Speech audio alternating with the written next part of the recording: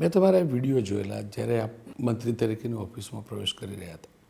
દીકરી જોડે પૂજા તો કરાવડાવી, પણ દીકરીને પહેલાં ચેરમાં બેસાડી. દીકરી માટેનું સપનું એ દિશાનું નહીં, એના મારા ઘરમાં પર્ટિક્યુલર હું મારા ડોટરની વાત કરું ને તો એમના માટે લિબર્ટી છે.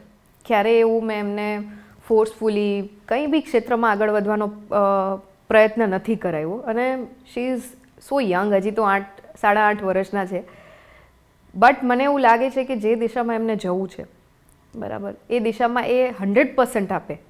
મારી બસ એટલી જ વિલિંગનેસ છે. એ કદાચ આર્ટમાં બી જાય તો એનું સર્વા આપે કોન્ટ્રીબ્યુશન, બિકોઝ હવેનો સમય જે છે એક્સિલન્સીનો છે. અને હું પેરેન્ટ્સને બી કહું છું, જેટલા લિસનર્સ છે એમને બી કહેવા માગું છું કે દરેક ઇન્ડિવિજ્યુઅલ બાળકમાં એક ઇન્ડિવિજ્યુઅલ કેપેસિટી છે. એ ટેલેન્ટને, એ હિડન એમનું જે કૌશલ્ય છે એને ઓળખવાનું કામ પેરેન્ટનું છે.